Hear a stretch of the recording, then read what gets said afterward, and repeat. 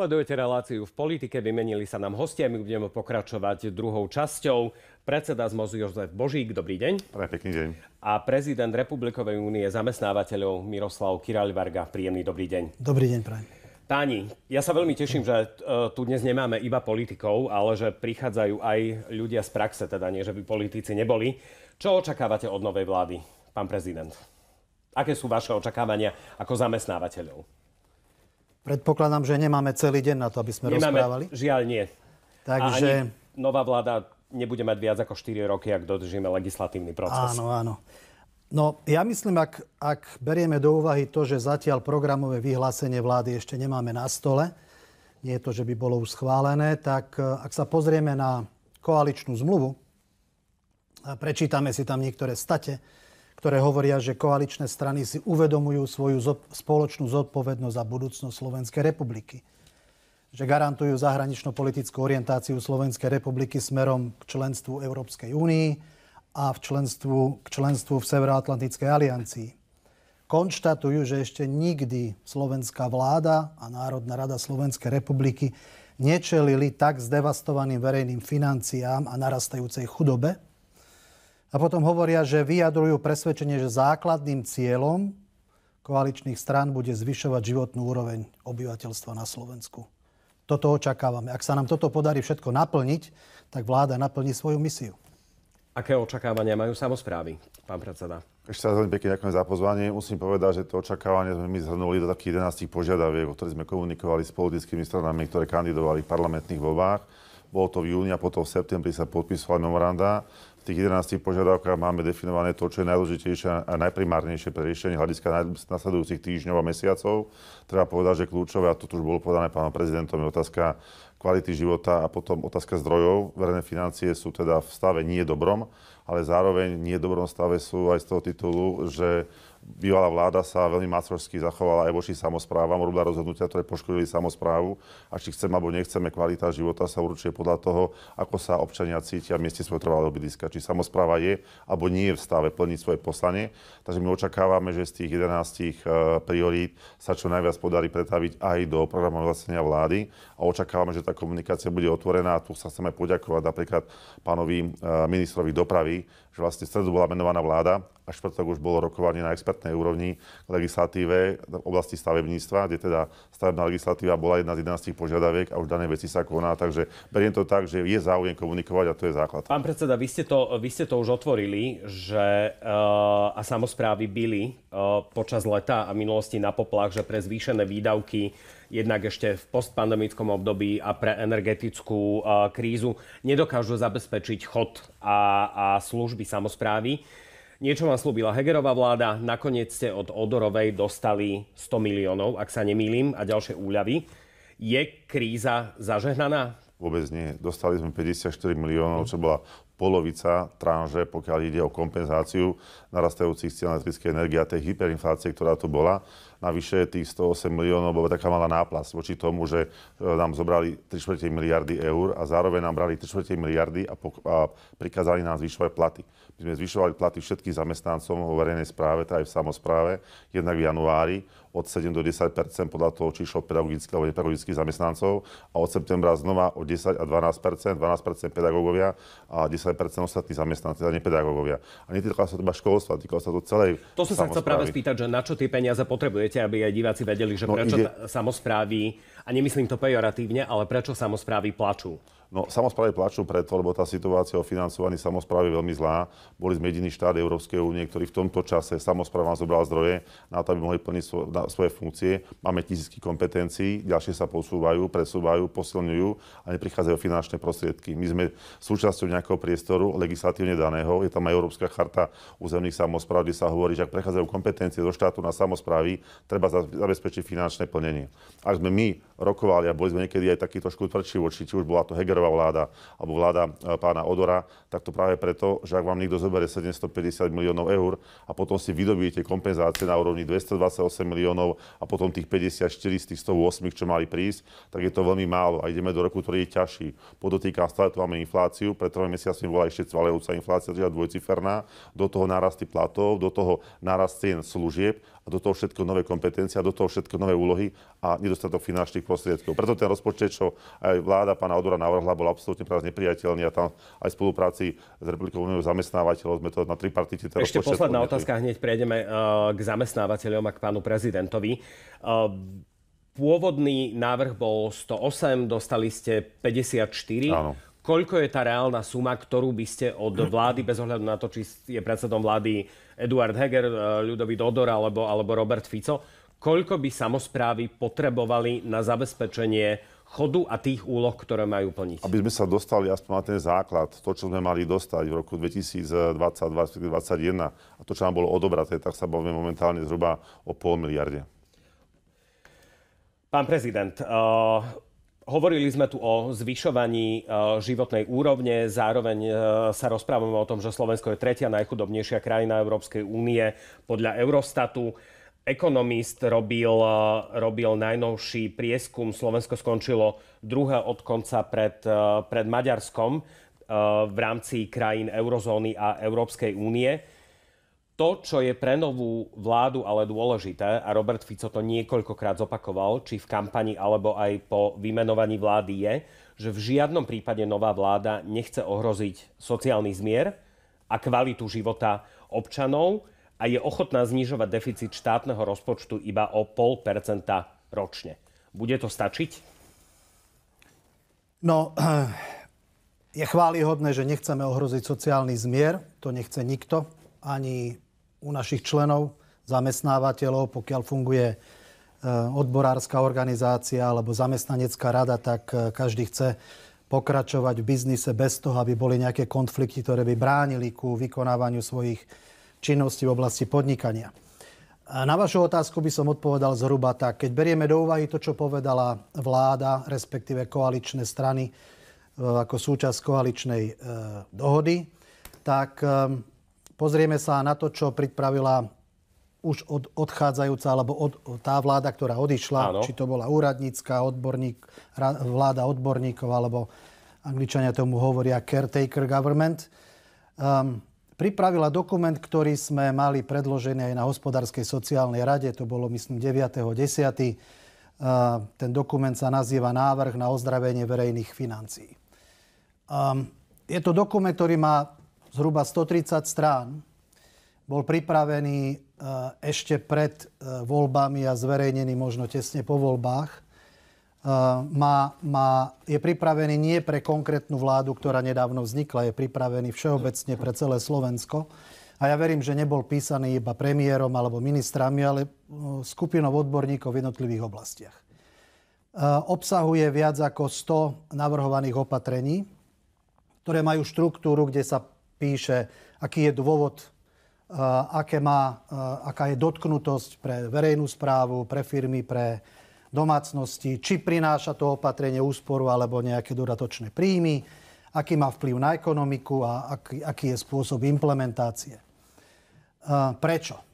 No, sama koaličná rada povedala, že máme zdevastované verejné financie. V číslach tomu hovoríme, že najbližšie roky nám vykazujú, ak nebudeme nič robiť, budeme mať minimálne 7% schodok v vyčíslení v hrubom domácom produkte a zadlženosť. Ak teraz máme zadlženosť na úrovni okolo 60% a viac, tak ak nebudeme nič robiť, tak v roku 2026 to bude 67 a v najbližších ďalších rokoch, pretože my teraz nemôžeme pozerať len na najbližšie 3-4 roky, musíme pozerať do budúcna, v najbližšej dekáde sa môžeme dostať na úroveň viac ako 100%. A tomu už hovoríme, že to je stav neudržateľných verejných financií. Čiže to, čo táto vláda by mala robiť, je samozrejme nájsť najvhodnejší spôsob, ktorý jej vyhovuje. Z tých minimálne 100 opatrení, ktoré sú tu prezentované, ja verím, že dajú sa nájsť také, ktoré by nemali dramatický alebo drastický vplyv na rozvoj ekonomiky a na rast ekonomiky a samozrejme zabezpečovali sociálny zmier. To znamená, tie tie konsolidačné opatrenia, ktoré rozdeľujeme na dve skupiny. Prvá skupina je zvyšovanie príjmov do štátneho rozpočtu a druhá skupina je znižovanie výdavkov, by mali byť nejakým spôsobom vybalancované. A to je v tom dokumente takisto popísané. Ja sa rovno na vás nadviažem, to znamená, že dane versus šetrenie. Včera, budem citovať opäť politika Mariana Vyskupiča z SAS, ten v sobotných dialogoch hovoril, že problém nie je s príjmami, ale problém je s výdavkami. Súhlasíte? To znamená, že treba skôr obmedziť, viac šetriť na výdavkoch štátu? Opäť sa vrátim k tomuto materiálu, pretože mne osobne sa veľmi pozdáva. Je pripravený odborníkmi, je pripravený tak, že tomu podnikatelia a biznismeni rozumejú.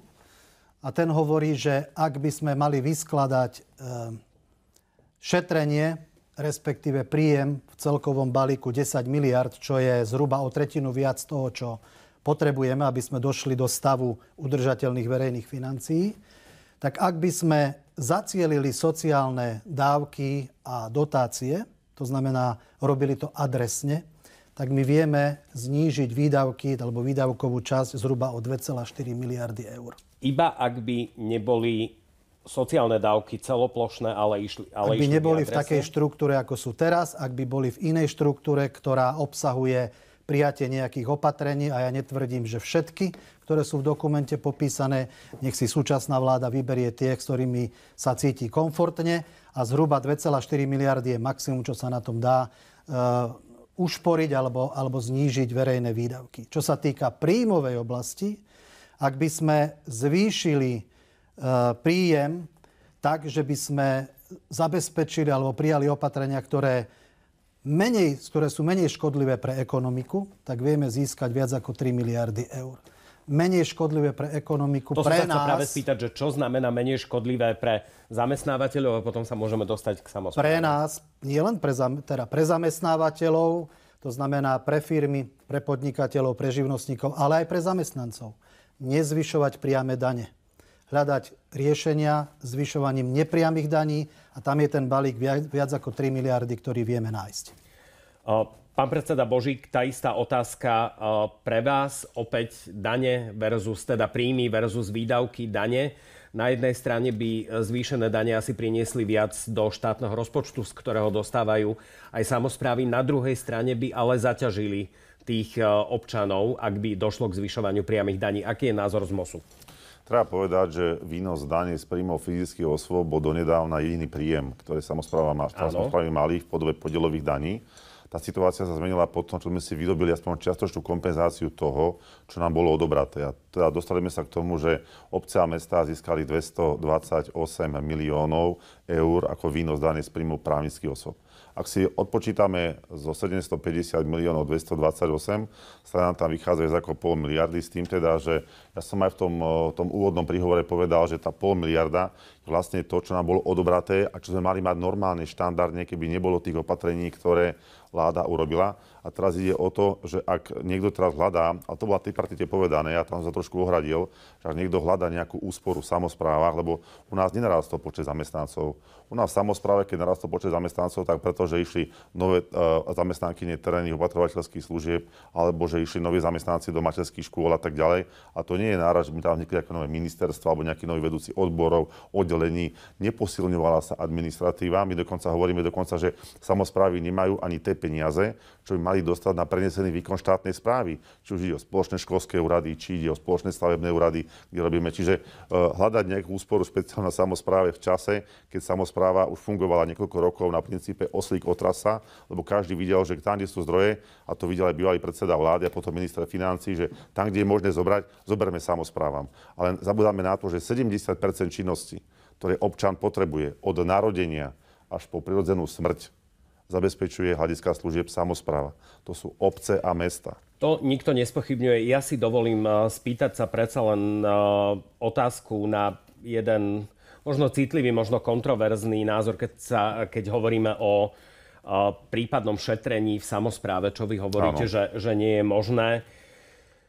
Potrebujeme my toľko VUC, koľko máme. Potrebujeme toľko poslancov vúckarských, aby sedeli toľky v regionálnych parlamentoch. Musí mať Bratislava 45, ak sa nemýlim. Či by nedokázali sme ušetriť nejaké peniaze na samosprávy aj prípadným znížením počtu vúckarských poslancov, respektíve prerozdelením vyšších územných celkov možno do menej krajov a znížením administratívy v samosprávach. Treba si povedať, že akým spôsobom chceme ten štát riadiť, či ho chceme mať centralizovaný alebo decentralizovaný a či chceme, aby výkon verejnej moci bol kontrolovaný. Bo tí poslanci pôsobia ako kontrola verejnej moci, tých, ktorí sú zvolení a ktorí robia výkon, to znamená úrady samosprávnych krajov. A keď vznikali samosprávne krajov, nevznikali preto, že by Slovensko chcelo. Zamyslíme sa nad históriou a zistíme, že vznik krajov bol podmienkou pre vstup Európskej únie. My sme museli vytvoriť kraje. A teraz to prirodzené celky. No povedzme si, za tých 20 rokov, ako fungujú samosprávne kraje, či boli nejaké špeciálne problémy, že by samosprávne kraje mali nejaké kauzy, alebo že by tam boli nejaké problémy s neefektívnym... Ešte raz, pán predseda, nespochybňujem dôležitosť samosprávnych orgánov v tejto krajine, ani nemyslím, že by sa mali zrušiť, ani že by mali prísť o právomoci. Považujem ich za dôležitú súčasť fungovania tejto republiky. Moja otázka znie, že či musí sedieť toľko poslancov vo vúckarských parlamentoch, ako sedí, kde by sme možno našli nejaké peniaze na šetrenie... Keď vynásobíte počet poslancov krát počet odmien vo výške minimálnej mzdy alebo nižšie ako minimálnej mzdy, tak zistíte, že to je strašne malý zlomok na to, aby sme tam mohli hovoriť o tom, že koľko sa ušetrili. Lebo táto otázka môže znieť inak. Potrebuje 5 miliónový štát, 150 členný parlament. To by bola tiež veľmi legitímna otázka. Ministerství a potom otázka znie, že viete, my chceme žiť v demokratickom štáte, chceme byť v právnom štáte. Viete, všetko niečo stojí. Armáda, polícia, zdravotníctvo, školstvo, sociálna politika, samospráva. Veď všetci hovoríme o tom, keď sme, ja som neštangal kľúčami, mal som tedy len 13 rokov, ale vnímal som to veľmi aktívne, videl som všetkých okolo, ktorí štangali, boli starší, teda boli na strednej škole a podobne. Chceli sme demokraciu a demokracia niečo stojí. To, že dnes demokracia stojí toľko, koľko stojí, kedysi to boli národné výbory, kedysi to boli okresné výbory jednej strany, potom to boli zložky Národného frontu a tak ďalej. Vždy tá správa štátu niečo stála. Či bolo socializmus alebo demokracia. Ak chceme demokraciu a hovoríme o tom, že chceme, aby tá demokracia bola čo najviac participatívna, aby sa ľudia na nej spolu podielali, aby ju spolu vytvárali, aby boli vťahovaní do procesu rozhodovania. Vy potrebujete mať tých poslancov aj v tom kraji, aby ten župan mal tú spätnú väzbu a vedel, že nie on sám, ako kedysi prednosta krajského úradu,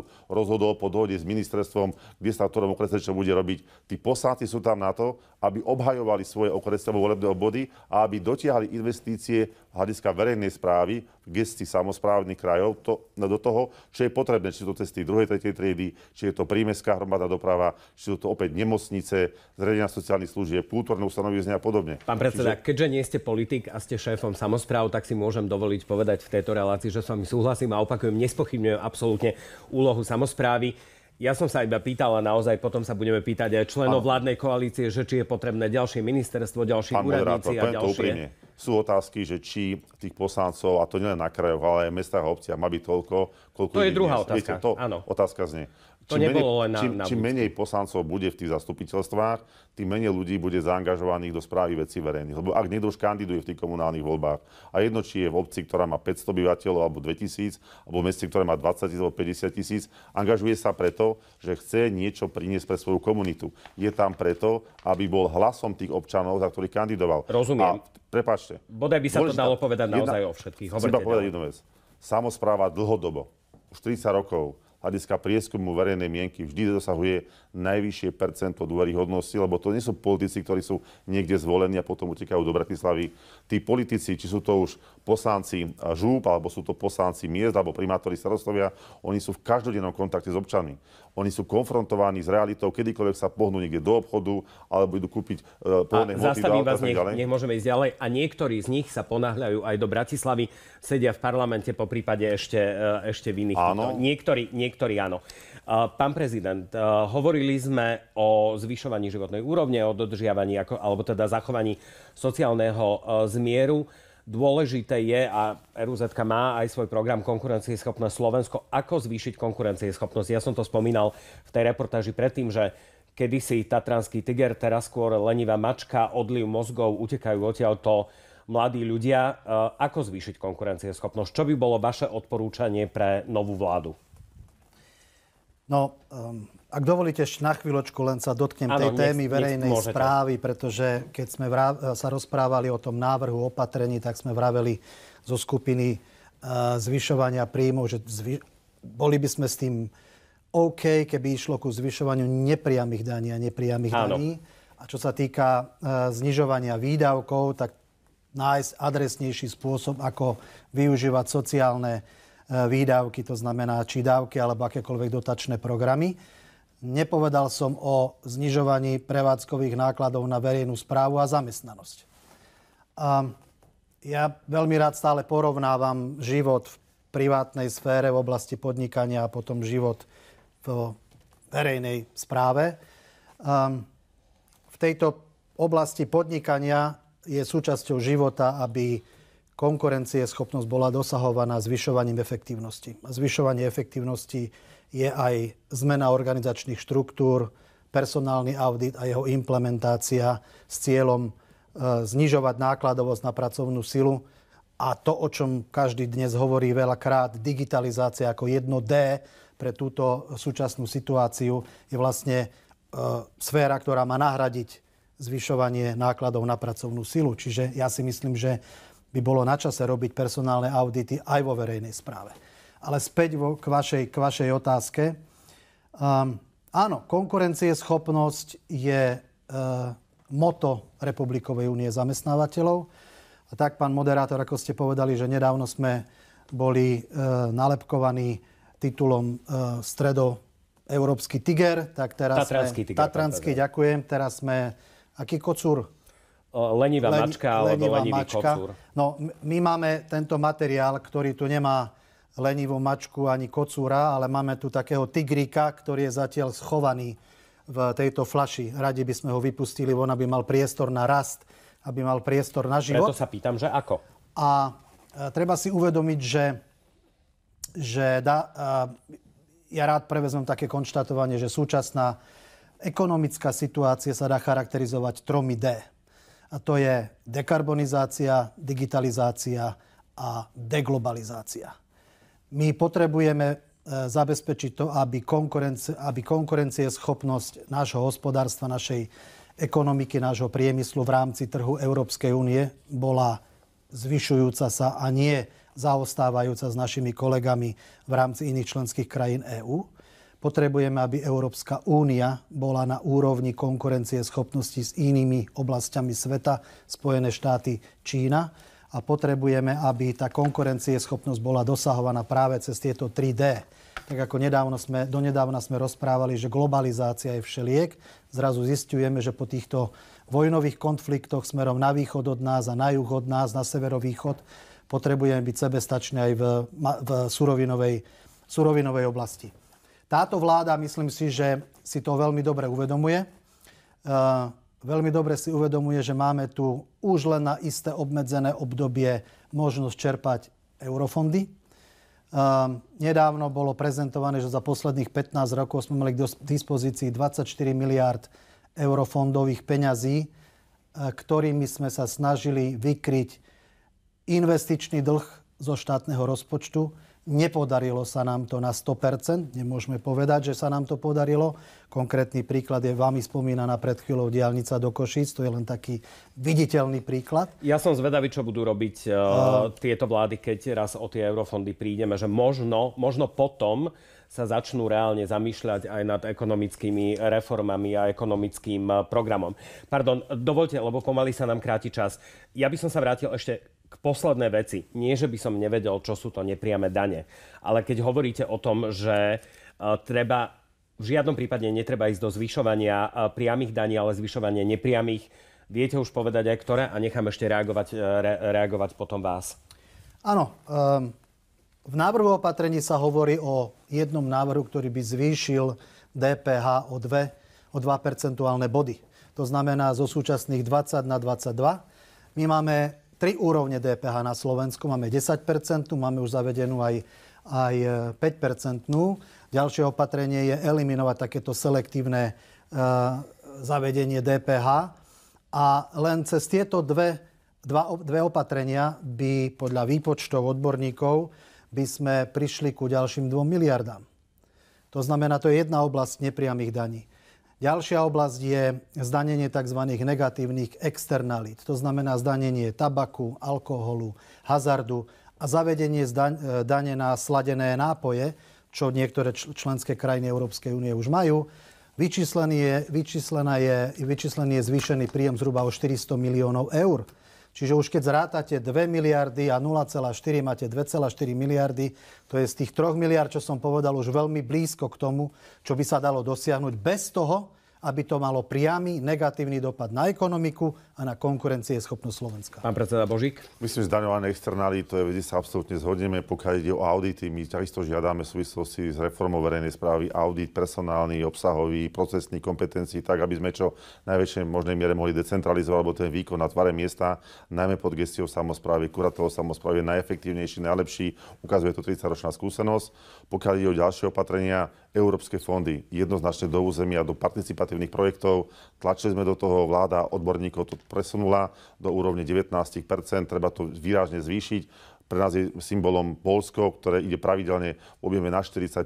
My sme tu v Únii od roku 2004. My až teraz, po takmer 20 rokoch, objavujeme čaro participácie a integrovaných územných stratégií, čo už to mohlo 15 rokov dávno fungovať. Preto, keď ide človek do Poľska, tak má pocit, že je na západe. A to isté je v Českej republike. Čiže my sme nedokázali využiť ten potenciál, ktorý tu bol. Našťastie tie rokovania, ktoré sme mali v júni a septembri, ukazujú, že tie strany, ktoré sú v parlamente, každá jedna, teda s výnimkou jednej, ktorá nepodpísala memorandum a nerokovala nejak špeciálne, a to sú obyčajní ľudia, ktorí sú teraz premenovaní. Slovensko. Áno, Slovensko. Inak tiež veľmi také zaujímavé, že názov štátu... Tak bolo to ich rozhodnutie, ministerstvo vnútra to zaregistrovalo. Áno, je to také trošku špecifické, no a dobre, v poriadku, je to ich vec, aké to rezort akceptoval. Čo chcem zdôrazniť je to, že každá jedna strana priznala, že je dôležité posunúť európske fondy do regiónov, do participatívnych aktivít, nie tých, ktoré boli dopytové, výzvové cez agentúry, kde kto má širšie laktie, tak potom uspel a podobne. To znamená, že my fakt musíme ísť do regiónov a tam sa ukáže, že tam je najvyššia miera efektivity,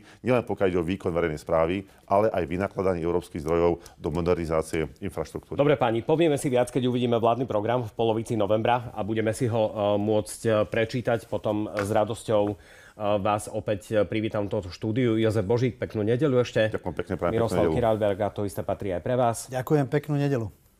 No a vám ďakujem za pozornosť. V noci sa nám menili čísla, no nezmenil sa nám iba čas, ale kolegovi Rasťovi Ilievovi sa zmenil aj vek. Nenechajte sa pomýliť, mladší vzhľad neznamená, že ho jedna oslava nevyriadila z obehu. Predsa len sa človek po tej 40-ke už tak ťažšie regeneruje. Takže uvidíme sa aj o týždeň. Prežite ešte pekný zvyšok nedele. Dovidenia.